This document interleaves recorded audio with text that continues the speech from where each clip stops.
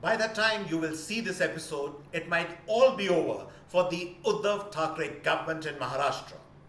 And even if by a miracle the government survives and the rebel Shiv Sena MLAs return to the fold, future governance under that artificially cobbled up dispensation called the Maha Vikas Aghadi or the MVA would be next to impossible. It would be curtains for the MVA either way. But that is not what we're going to discuss in this episode today. Rather, today, I will focus that despite the skepticism, the cynicism, and the utter ruthlessness and selfishness we associate with politicians in general in India, ideology still matters in Indian politics. And those who choose to ignore it or make light of it eventually cut a sorry figure. Hi and welcome all to the CAA show. CAA, as all of you know, is Conversations and Analysis, and my name is Juggi Bhasin. To watch a show, press the big red subscriber button on your screen, and subscription is of course completely free. Now, for a moment, if we disregard cynicism that divides or even brings together politicians to work together, as in the present case, even by those standards, there was never ever a meeting ground or a common minimum program between the Shiv Sena, the NCP and the Congress. In every possible manner, these parties are poles apart from each other. The driving force behind the merger was Uddhav Thackeray's desire to teach the BJP a lesson and, in a sense, establish his son Aditya as the generation next phase of Shiv Sena, who practices his own version of a kind of a liberal, accommodating brand of politics with a coating of ultra soft Hindutva as outer sheen. This is of course completely contrary and different to the spirit of the ordinary Shiv Sainik, who ever since one can remember has flaunted a unique version of a muscular Hindutva with a no prisoners taken version of street politics. The NCP and the Congress knew all this, but they went along with the merger because they were also desperate to be in the thick of things and retain power. All this was known to Uddhav Thackeray.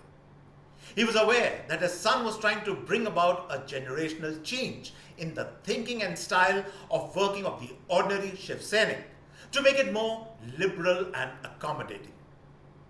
And if that be the case, should not Uddhav Thackeray have bided his time, managed the state in a more low-key manner to give time for the transformational change to take place?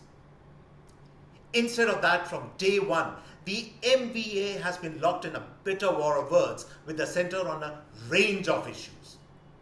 As far as one can remember, whether it be on COVID management, the Palaghar mob lynching incident, the Sushant Singh Rajput case, the bullet train issue, the corruption scandal of Home Minister Anil Deshmukh, and a succession of such issues, the MVA has been locked in a bitter conflict with the centre.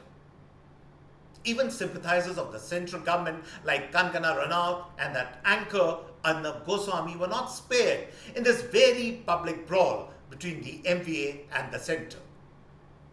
At times, the usually reticent and low-profile Uddhav Thackeray would personally take the fight to the enemy camp. It left one with the impression that this was a very personal battle for a very embittered Uddhav Thackeray. In this entire process, almost in no time, whether by accident or by design of the NCP and the Congress, Uddhav Thackeray swung completely to the other side of the ideological camp. It appeared he had turned his back to his party's Hindutva background and had swung so far to the other side, to the so-called liberal secular side, that he appeared on many issues more hardline than even Sonia Gandhi and Rahul Gandhi. This transformation raised the question, was Uddhav Thackeray acting on his own volition, or was he under pressure from Sharad Pawar and the likes of Sonia Gandhi and Rahul Gandhi to take a completely different line? Despite all this, we know Uddhav Thackeray, unlike Arvind Kejriwal, likes to stay in the background, which means there were other faces constantly communicating the MVA's anti-centre face and tough posturing. This added fuel to fire. Three spokespersons, that is Nawab Malik of the NCP, Sanjay Raut and Priyanka Chaturvedi of the Shiv Sena, would spare no effort to mock, criticize the centre at the first given opportunity. If the intention of Uddhav Thackeray was to groom his son in a quiet, unobtrusive manner to head a transformed Shiv Sena, the very opposite of that happened. These three talking heads became the face of a belligerent MVA always looking to confront the centre on every issue. Sometimes it felt the MVA was a principal opposition to the centre in the country.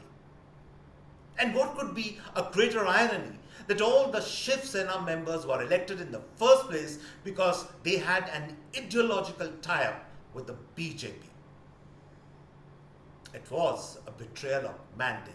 And then the added provocation of flaunting the new liberal secular face of the Shiv Sena by the likes of Priyanka Chaturvedi and Sanjay Raut. And in this entire melee and storm of personal ambition and betrayal, everyone forgot how the ordinary Shiv Sainik was reacting to the change of guard. Analysts feel it left the Shiv Sainiks feeling confused. I think it was a little bit more than that. It was a crisis of faith for the ordinary Shiv Sainik. It was like you were receiving a blood transfusion from your worst enemy. The revolt triggered by Shinde was a long time in the coming, but it was inevitable. In the end, most of us have to choose a side. Maybe Uddhav Thackeray chose the wrong side. In any case, as things are going for him currently, he will have a lot of time on his hands to ponder over the decisions he took 2.5 years back. And so on this note, I come to the end of this episode of the CAA show. I hope you really enjoyed this particular episode. If you like our show, do subscribe to us. And on this note, it's goodbye and cheers from my end.